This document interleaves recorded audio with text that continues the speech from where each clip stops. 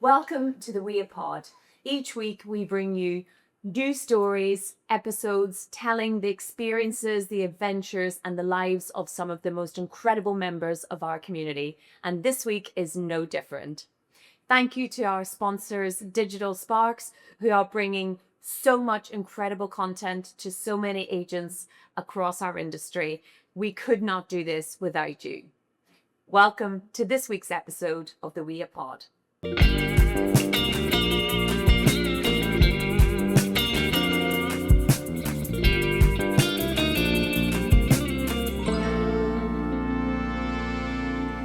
Today's guest on the We Pod is an absolute rock star.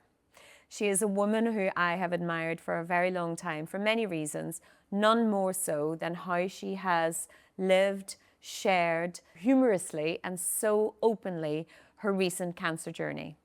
So please join me in welcoming to the pod Heather Foster. Thank you.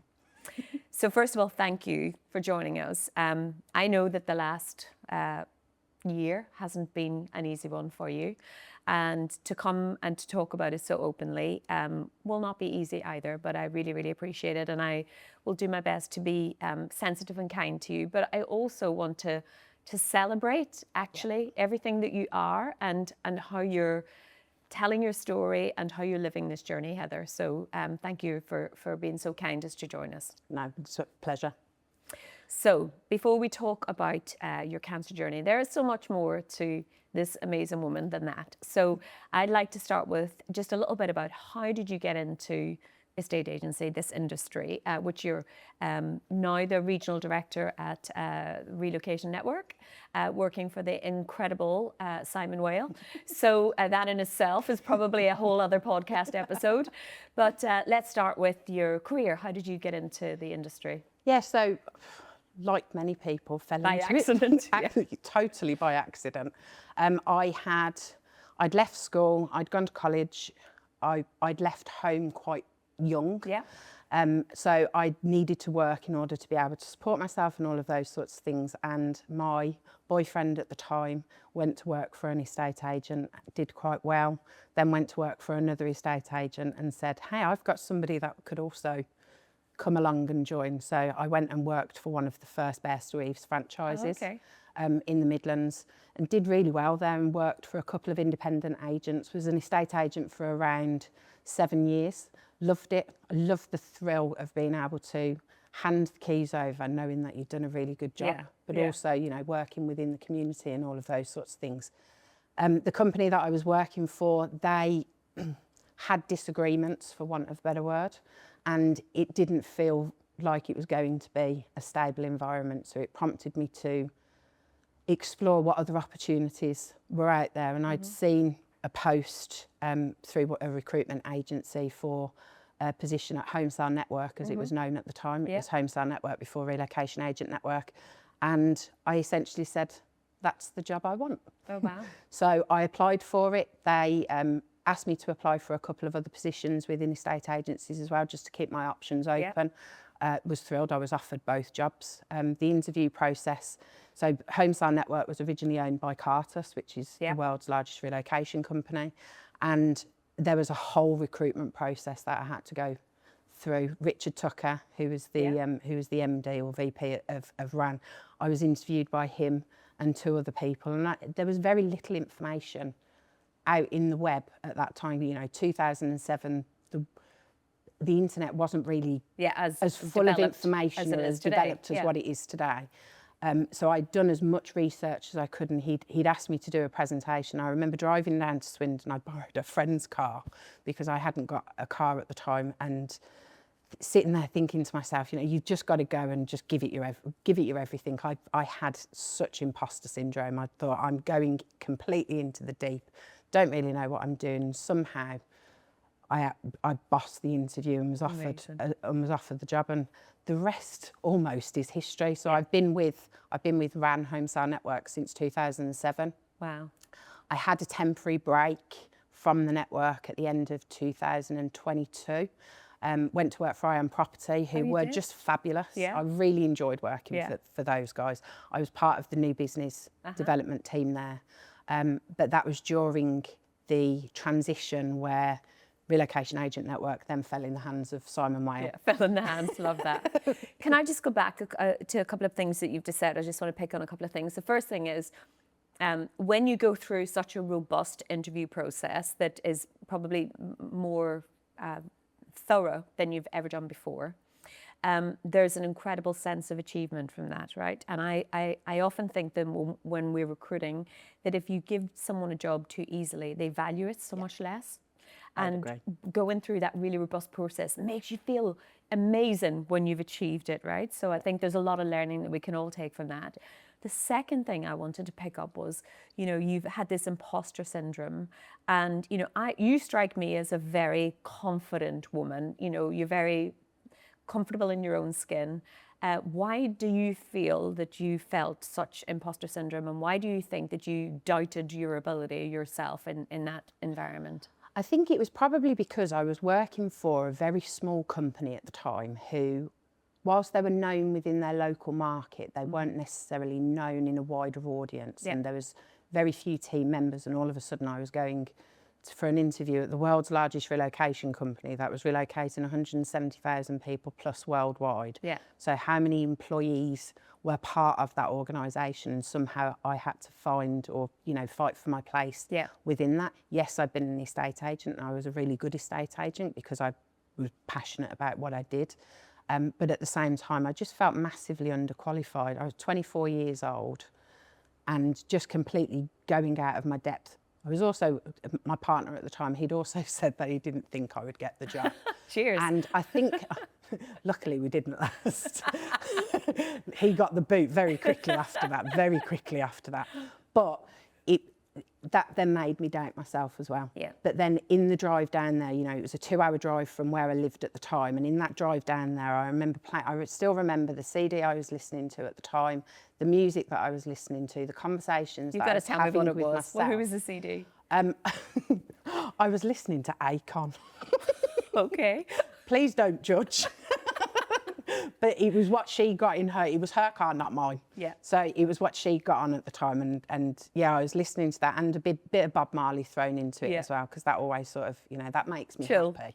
Chills you out and makes you happy. But I remember having the conversations with myself going down there going, you can do this. What have you got to lose? What is the worst that somebody can say?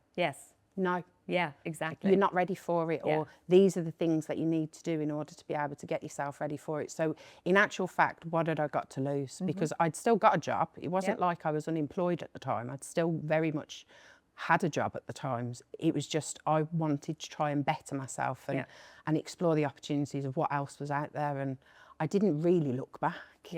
And that's an incredible lesson, right? What is the worst that can happen? They can say no. And okay, I'm no worse off today. So yeah, that's brilliant. So thank you for sharing that. So you've been at RAN now, and obviously Simon, it fell into Simon's hands a couple of years ago. How has that business changed under Simon's leadership tenure?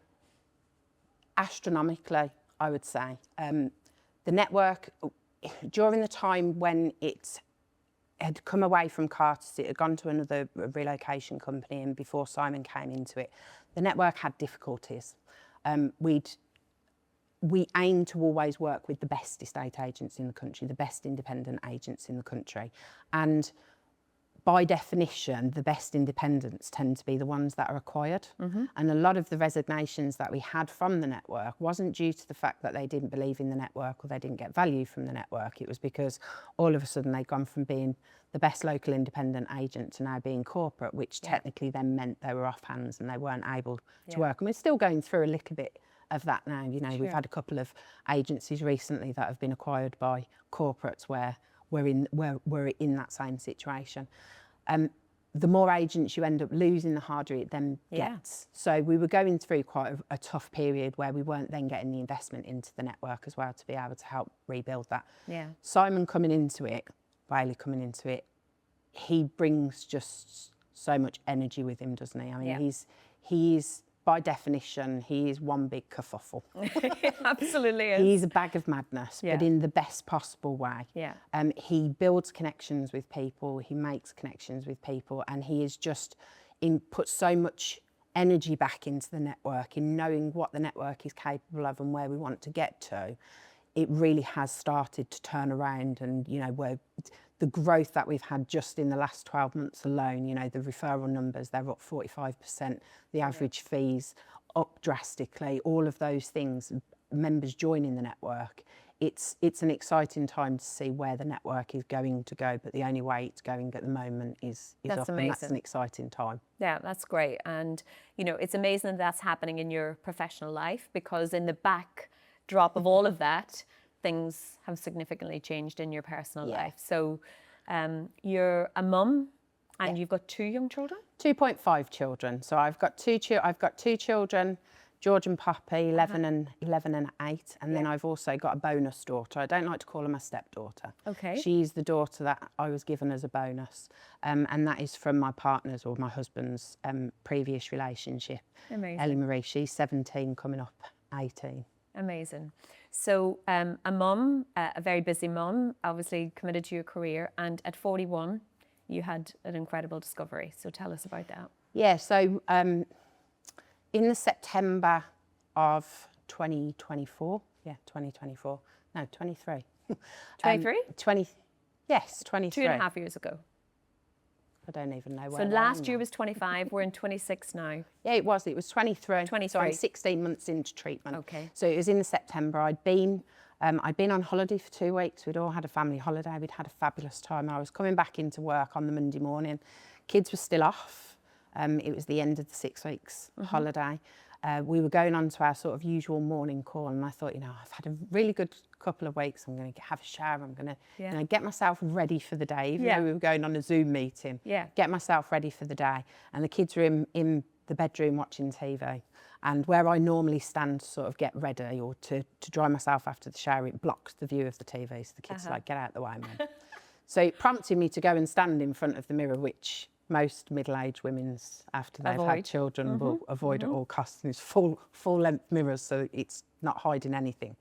And as I lifted my arm to dry underneath my armpit, I noticed that there was a dent at the lower part of my right boob. And it caught my eye in the mirror. I'd always check my boobs. I remember being at the Women in the Estate Agency conference in 2023. Sarah was hosting it, her last conference. And just after she'd had chemo. Just after she'd had chemo as well. And I remember going away and thinking of the significance of you need to check. And I regularly would always check, but I never looked in the mirror. Never once had I looked really in the mirror to check. But it caught my eye and something said, that doesn't look right. I couldn't feel anything, but it just doesn't look right. And it only when I lifted my arm could you see it.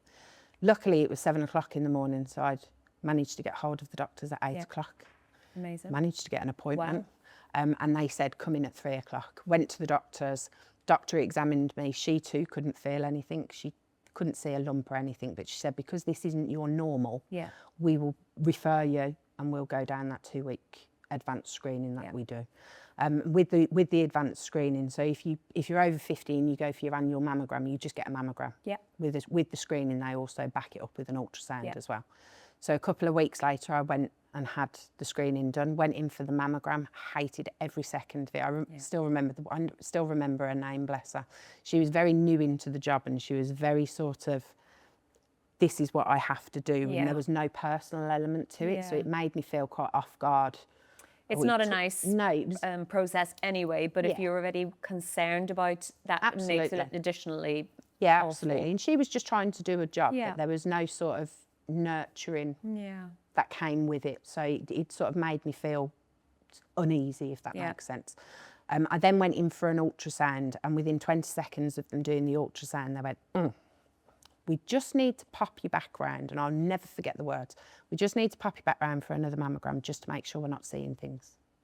And at that point, I thought, wow. What are you seeing? What are you now seeing?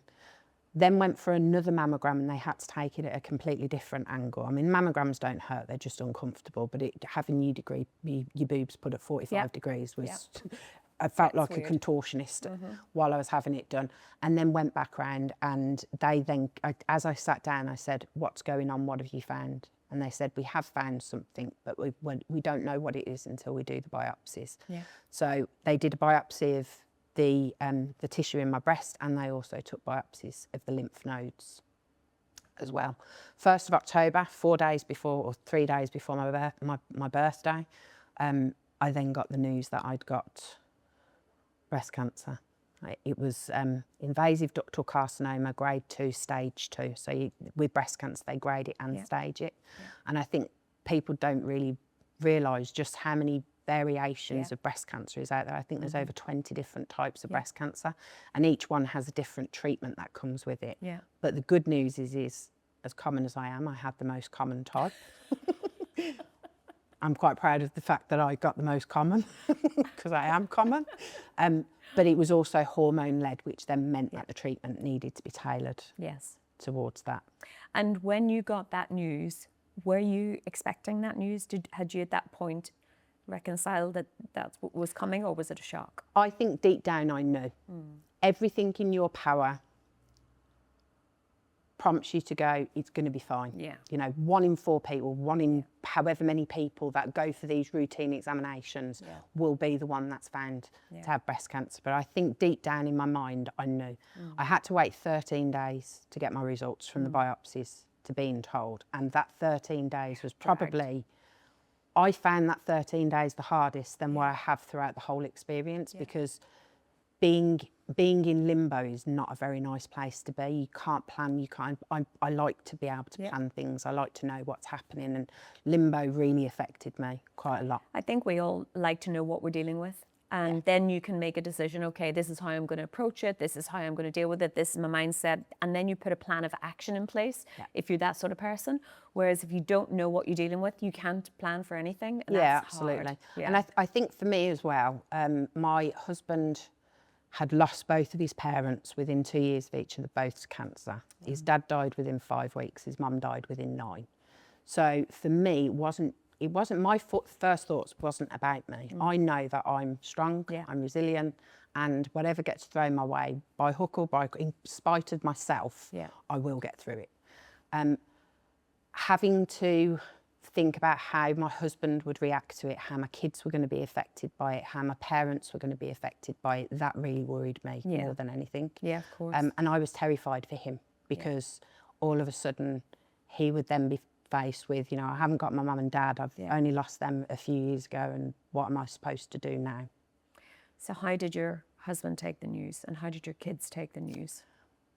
My husband was devastated. He was absolutely devastated. But he also, I don't think we give people enough credit for just how resilient they can be in that moment. And I also think that Matt was very much led by my reaction. Yeah. So when the doctor said to me, I'm really sorry to say, Mrs. Foster, that it is cancer, I essentially said, right, we've got quite a lot of work to do then, what's the plan? Yeah. And I didn't sit there and cry about it. I said, right, what's the plan? What do we do now? What next? How do we get rid of it? I remember sitting down and telling the kids. We didn't tell the kids until after my birthday, because we wanted them, they really enjoy celebrating birthdays and all of those sorts of things. And I sat down and told them afterwards when I knew chemo was starting. So we kept it from the kids for a little while. And my son, George, he had had a friend the previous year. One of his best friends had gone through cancer himself, and that was a child going through cancer, and that was heartbreaking. Yeah, it was heartbreaking watching a child go through cancer. Again, for me, if it was a choice of me having cancer or my kids having cancer, I'd take it every day. Oh, of course. Every single day. And having him watching his friend go through it, as soon as I tried to explain, you know, mummy had an area of concern, I tried to keep cancer out of the conversation, and he looked at me dead in the eye and he said, so what you're telling me, Mum, is you've got cancer. Oh. To come back from that, and to give him the reassurance that your friend's okay. He's done amazing. He's thriving. He's just a wonderful lad. I'm, good friends with his mum. His mum sorted my hair out when I was losing my hair, and she was brilliant as well. To be able to have that success story and say not everybody dies of cancer, and look at him now, he's doing really well. we were able to turn it round really quickly, and kids are really resilient. I don't think parents give their kids enough credit for just how resilient they are. They might have needed reminding every now and then, this isn't about you. Yeah. Because kids do make everything about them. But at the same time, he's all three of the kids have just got on with it, and they've done what's needed. That's amazing. Well, in huge part, I am sure, due to how you've handled it, right? Because you're absolutely right. You set the tone in this environment, which is a big responsibility for someone who's already dealing with a lot themselves and having to navigate all that means for you. But then you feel like, well, I have to be strong, not just for me, but for everybody around me. You know, so there's no question that the reason your kids and your husband are being amazing is because you have too. Thank you. So can I ask you, one of the things that I have admired so much about your journey, Heather, is how openly you have documented it and you've talked about it. And I know so many people, so many of my friends, so many of my colleagues have suffered, are suffering, some very publicly, some in silence. And Sarah, obviously our very gorgeous friend, was very public. Not in the beginning, by the way. It took her some time to get her head around it, but eventually she was very public about her journey. And everybody has the choice of how they want to live that journey, and I'm so respectful of that. But you definitely made a very conscious decision to be public about it. Tell me a little bit about why and what was that decision making? I think the main reason behind that was how I found it. It wasn't the usual, we found a lump and we've gone to go and get it checked. It wasn't, it came about in a really weird circumstance. Yeah. Unfortunately, Sarah passed away just a couple of weeks after I was diagnosed. I remember getting that phone call and sort of... That's a blow, right? It was a huge blow because I'm sort of trying to come to terms with my diagnosis, but also so incredibly sad for Sarah, her friends, her family. And, you know, almost being frightened, well, am I next? Yeah. How long have I got? A natural reaction. Yeah, absolutely. Natural. But I also feel as though this is where the women in the estate agency come into it. We're paving the way for everybody else. It's almost like I feel as though I have a duty of care to be able to raise awareness, and whenever I leave the world, and I'm not planning on leaving the world anytime soon. No, you absolutely are not. But I want to be able to leave it that little bit better than what it was when I came into it. And if I can help just one person, even if it's just one person, go and get checked, and for it to be found early enough, then my vulnerability and my job is almost done, because I can potentially help save lives by putting my own... I'm a very self-conscious person, believe it or not. I come across as very confident. The war paint really helps, and I call it my war paint. This is me going to fight and going to battle and all of those sorts of things. But I have felt extremely vulnerable at times. And you wouldn't be human if you didn't, Heather. Yeah, absolutely. Nobody can be a warrior all the time. Yeah, absolutely. And I wouldn't class myself as being a warrior. I think the resilience that I've had, the drive that I've had throughout all of this it's about my kids. I need to see my daughter walk down the aisle. I need to see my George go and be whatever he wants to be and grow up and be a really good adult. I didn't have kids to not see them grow up, and I need to be here for them. And whether my hubby agrees or not, he needs me to. He needs me to, and I need him. We need each other. So I've got no choice. None of this has been down to choice. Yes, I've made a conscious decision to respond and react in the way that I have. But what is the alternative? I'm not going to sit there and be a wilting flower and sit in the corner and die quietly. No, there's nothing about you that says that. No, but I'm going out kicking and screaming. Yeah, damn right. I will slide down. I will slide through life. Exactly, and, with a bottle in your hand. Absolutely, absolutely. I'll still be the last one on the dance floor. Yeah, too right. So I need to talk about the last 12 months of or 16 months, sorry, of your treatment. How has that been? Brutal. Brutal. So initially the treatment plan that I had, because it's a hormone-led cancer, it involves additional treatment, not just the standard chemo, surgery, and off you go.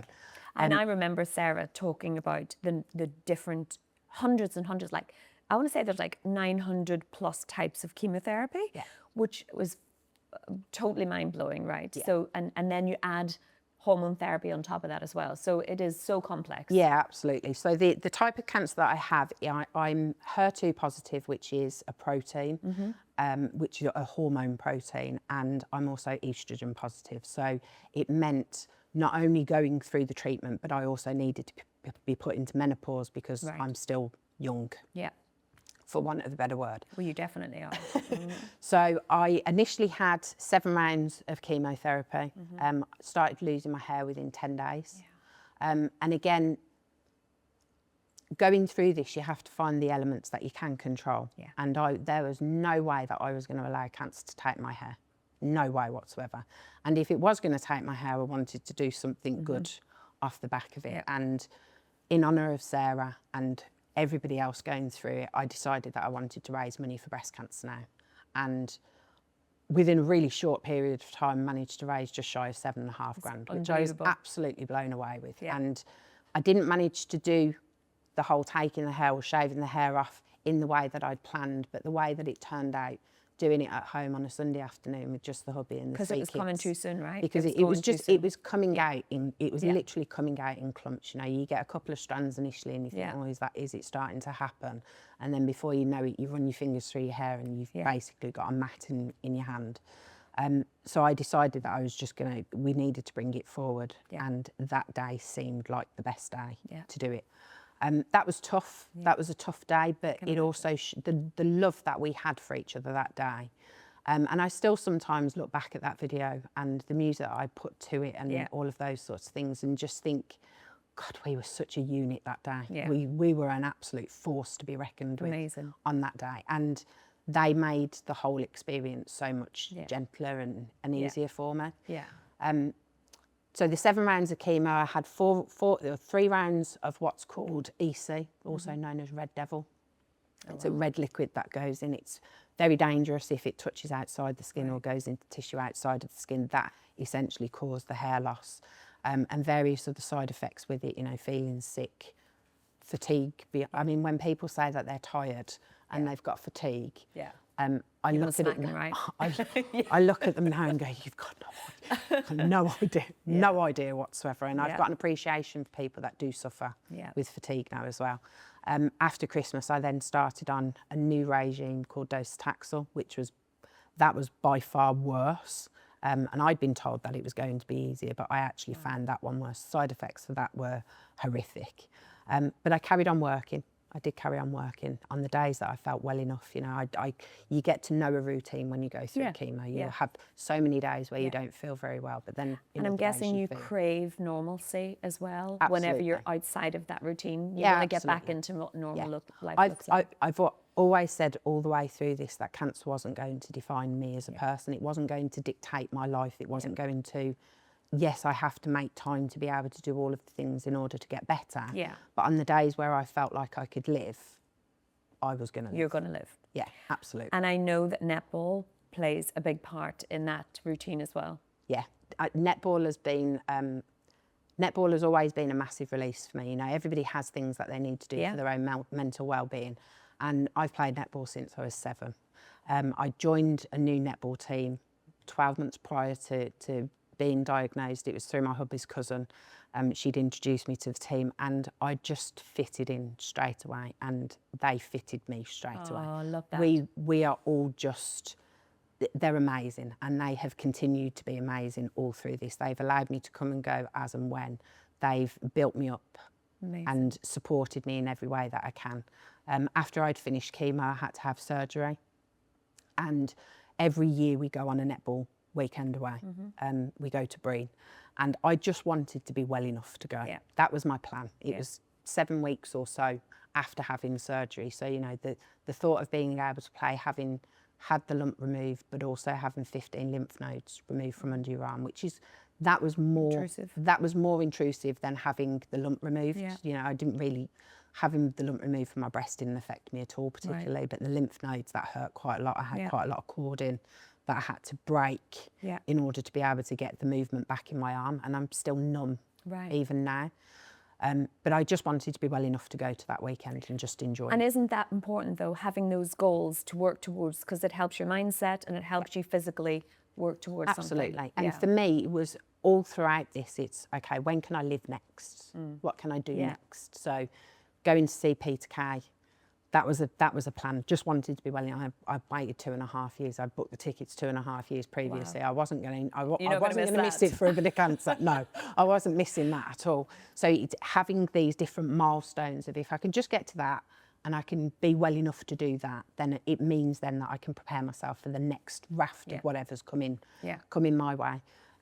So I got back in the gym. I had the drain removed on the Friday and I was in the gym on the Monday. Probably not the best idea in the world, but hey, we went with it. Yeah. And I went to the weekend where they asked me if I'd captain it. It was our over 40s team. They put an over 40s team in for the weekend away.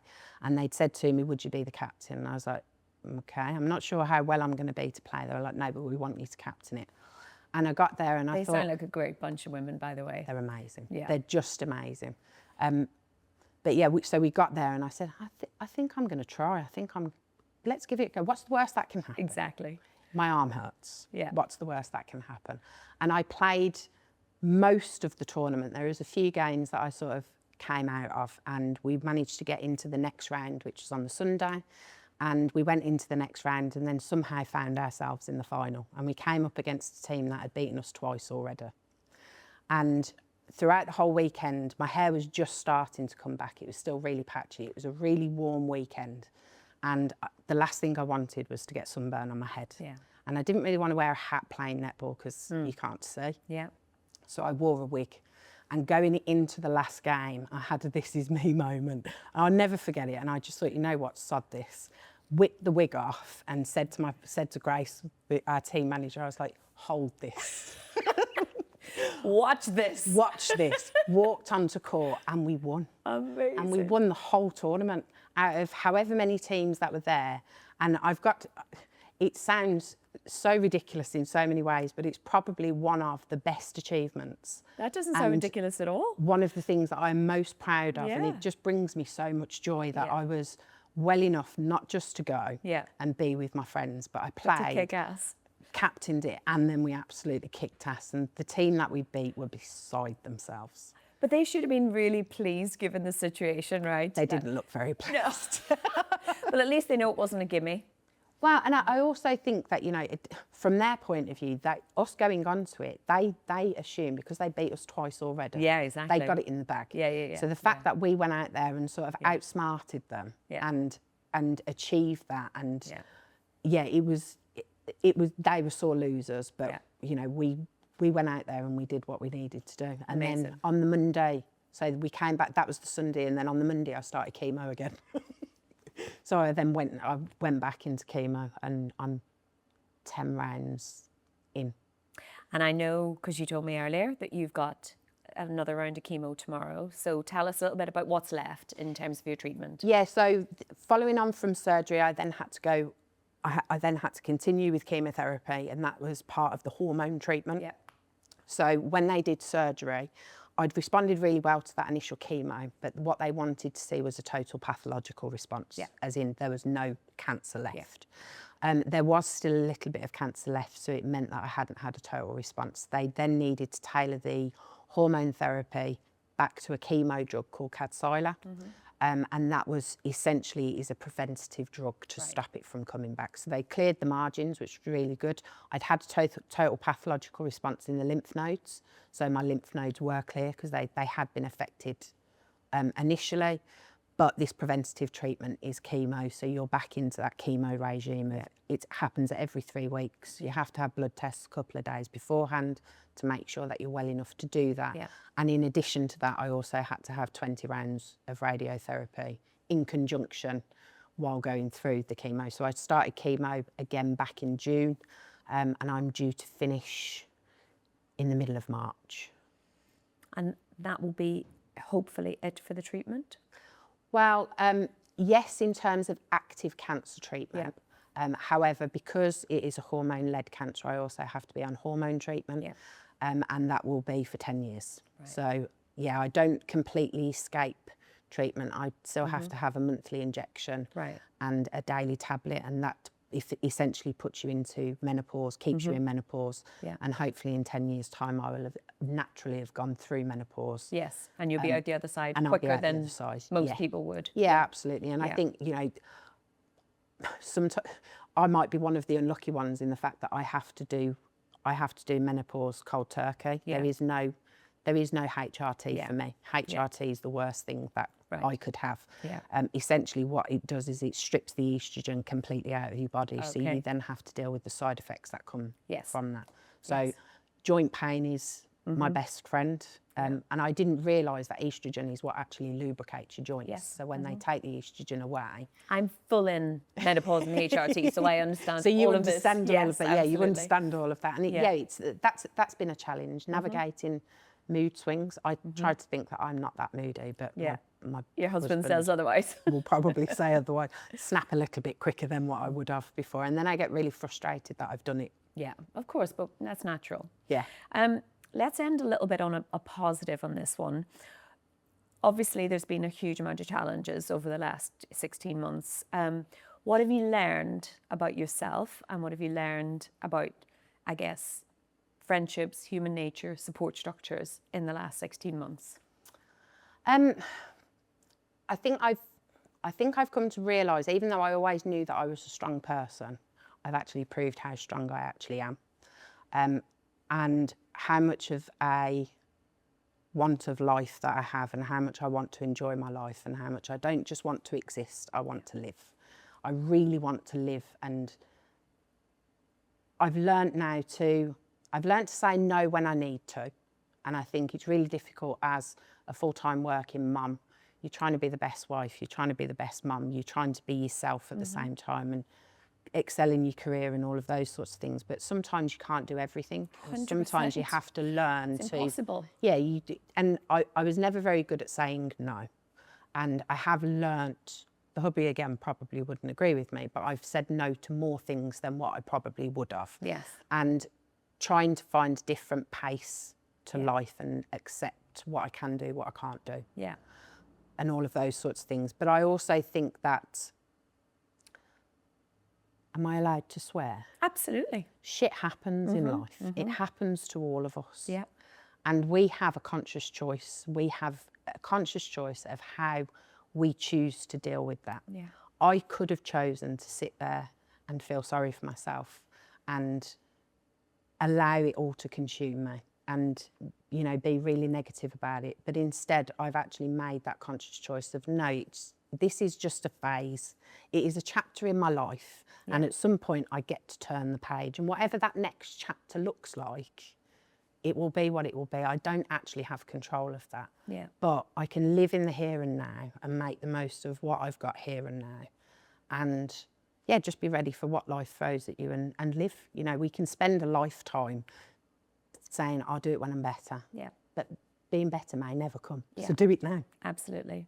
Well, I think those are incredible lessons and learnings to take from, you know, you are still a very young woman and you have a whole lifetime ahead.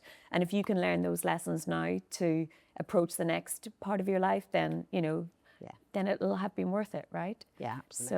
So, Heather, thank you so much for sharing that, because I know it's been a tough time, but, you know, I know so many other women in our community look up to you in terms of how you've dealt with this, and you will unquestionably help other people, save other lives because of your openness and your honesty and your vulnerability. So thank you on behalf of everybody for sharing your story. Thank you. The final question I have for you is, if there's ever any proof needed that this industry and our community is filled with unbelievable women and stories, this is it. So I would like you to nominate another person to sit in this chair in the future. Yeah, so I'd sat there quite long and hard about who I wanted to nominate, and I think that one of the jobs that we have is to pave the way for other people. Absolutely. Coming through. And my nomination goes to Elle Hall at I Am Property. Yeah. Elle has me and Elle sort of worked at I Am Property around the same time, and whilst I don't necessarily speak, she has no idea that I'm nominating her either. But she's recently done some work with a couple of other colleagues at I Am Property to create their own sort of women in I Am Property, and they've got a group together, and they've done a few things. I've only seen what's been posted, but I'd love to hear more about that, and her driving force behind that in ensuring that we continue to pave the way for other people that, you know, aren't necessarily as far advanced within their own career, but would really like to be given those stepping stones, or be given the option to be able to go there. So yeah, that's amazing. That's my nomination. A really great nomination. So Elle, listen up, we're on our way for you.